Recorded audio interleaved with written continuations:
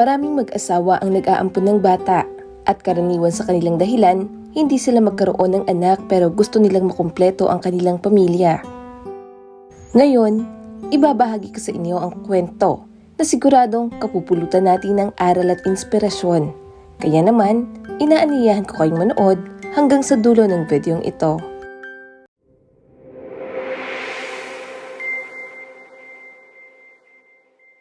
Nagsimula ang lahat nang makilala ni Thomas ang estudyanteng si Helen.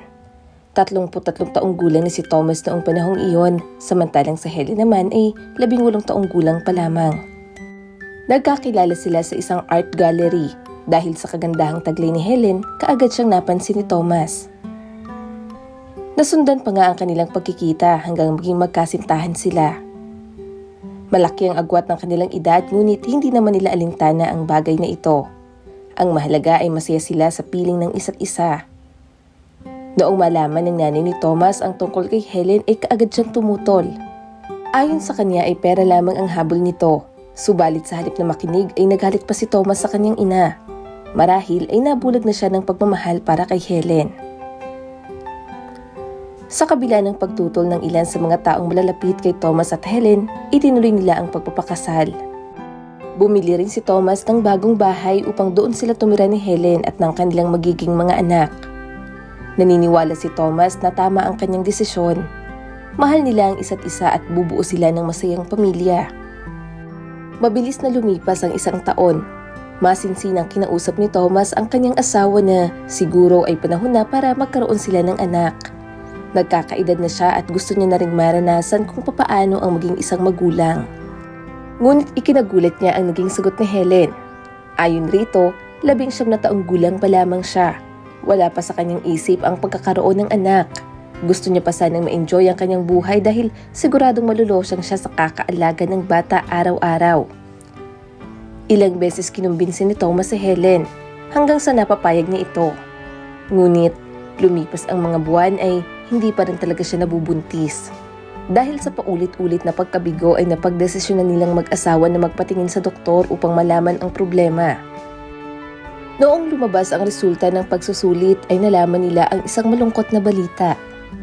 Hindi talaga sila makakabuo ng bata dahil baog si Thomas. Napakasakit para kay Thomas malaman ang balitang ito. Dinadamayan siya ni Helen pero sa isip-isip niya ay mabuti naman dahil hindi siya mabubuntis. Mai-enjoy niya pa ang pagsa-shopping at papaparty kasama ang kanyang mga kaibigan. Mula noong malaman ni Thomas ang resulta ay hindi niya magawang maging masaya. Pakiramdam niya ay wala ng pag-asa pa na mabuo ang pamilya ng kanyang pinapangarap. Isang gabi, pagkarating ni Helen galing sa pagsa-shopping ay nakita niya ang malungkot na mukha ni Thomas.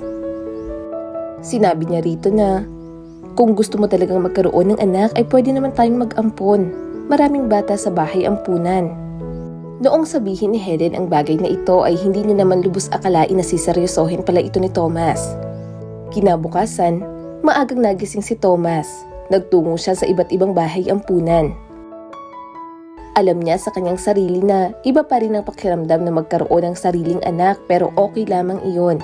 Ang mahalaga ay mayroon na siyang matatawag na pamilya. Sa kanyang pag-iikot ay nakilala niya si Emily. Sa likod ng kanyang maamong mukha ay nakakubli ang napakalungkot niyang kwento. Napag-alaman ni Thomas na si Emily ay 2 linggo pa lamang mula nang dinala sa bahay ampunan. Parehong tambay at lasinggero ang kanyang mga magulang. Sa halip na maghanap buhay, si Emily ang kanilang inuutusang mamalimos araw-araw. Mula nga nung dinala sa bahay ampunan ang batang babae ay hindi siya nagsasalita o nakikipagkaibigan kanino man. Awa ang nararamdaman ni Thomas para kay Emily. Gusto niyang mapalapit ang loob niya sa bata kaya halos araw-araw niya itong binibisita sa bahay ampunan. Noong una ay hindi makapaniwala ang mga empleyado dahil si Emily ang gusto niyang ampunin. Ayon pa sa kanila, baka maging problema niya lamang ang bata lalo na't tagmula siya sa magulong pamilya. Ngunit habang lumilipas ang mga araw ay nakikipag-usap at nakikipaglaro na si Emily kay Thomas. Dinadalhan niya ito ng mga regalo at tinuturuan niyang makipaglaro na rin sa iba pang mga bata. Nangako rin si Thomas na ituturing niya na parang tunay na anak sa Emily. Noong matapos na nga ang adoption process ay magkasama na silang umuwi. Siniguro ni Thomas na magiging maayos at komportable si Emily sa kanyang bagong tahanan. Binigyan niya ito ng sariling kwarto at bagong laruan. Napakasaya ni Thomas dahil sa wakas ay mayroon ng tumatawag ng tatay sa kanya. Isang bagay na matagal niya nang pinapangarap. Sa Helen ay hindi natutuwa sa bagay na ito pero nagpapanggap siyang masaya. Niyakap niya si Emily at isinasama sa mall.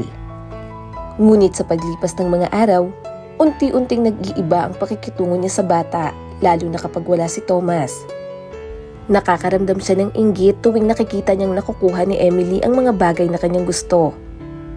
Naisip niya rin na magiging kahati niya si Emily sa kayamanan ng kanyang asawa. Naging ugat rin ito ng madalas na pag-aaway ni Helen at Thomas. Mula nang dumating ang bata na yan sa bahay na ito ay nagbago ng ugali mo. Wala ka ng oras para sa akin. Palagi na lang siya ang mas inuuna mo. Nanginginig si Helen habang sinasabi ang mga salitang ito kay Thomas. Mali ang iniisip mo, Helen. Mahal kita at mahal ko rin si Emily pero sa inyong dalawa, mas kailangan ni Emily ang aking atensyon at sana ay maintindihan mo ang bagay na ito. Dahil kung hindi ay baka mauwi tayo sa divorce. Mahinahong wika ni Thomas. Matapos ang kanilang pag-uusap ay nagpanggap si Helen na maayos na ang lahat. Ngunit ang totoo ay nag-iisip siya ng plano kung papaano mawawala si Emily sa kanilang buhay. Isang gabi, habang mahimbing na natutulog si Emily ay tinakpan siya ni Helen ng unan. Hindi niya naman lubos akalain na papasok sa kwarto si Thomas kaya napasigaw na lamang ito nang makita ang ginagawa ni Helen sa bata. Noong magising si Emily ay takot na takot ito at panay ang iyak. Nagsimula na ring sumigaw si Helen para magising ang mga kapitbahay. Ilang sandali pa ay dumating ang mga pulis ngunit sinabi ni Helen na sinubukan siyang saktan ni Thomas maging ang kanilang ampon. Noong gabing iyon ay dinala si Thomas sa kulungan, samantalang si Emily ay muling ibinalik sa bahay ampunan. Makalipas ang ilang araw ay nakalaya naman si Thomas dahil napatunayan na mali ang ibinibintang sa kanya. Si Emily mismo ang nagsabi ng totoo. Noong makalaya siya ay kaagad siyang nag-file ng divorce dahil nalaman niya na ang tunay na ugali ni Helen. Ang lubhang ikinalulungkot niya ay hindi niya na makakasama pa si Emily dahil tinanggalan na siya ng karapatan sa kustudiya ng bata. Sinubukan niyang makiusap na muling buksan ang kaso para magkaroon siya ng pagkakataon na muling makasama si Emily.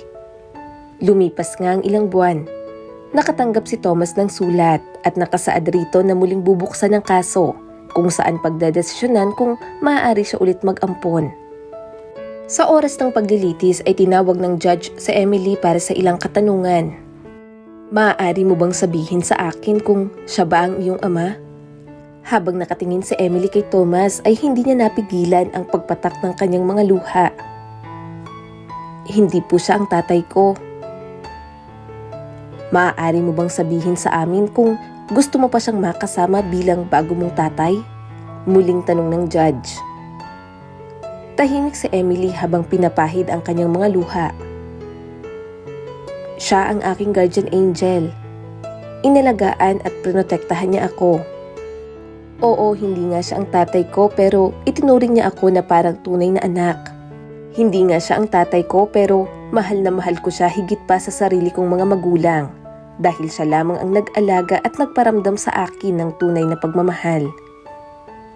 Wala nang sasaya pa kung muli ko siyang makakasama. Noong matapos magsalita si Emily ay patakbong lumapit si Thomas sa kanya. Niyakap siya ng mahigpit habang tumutulo ang kanyang mga luha.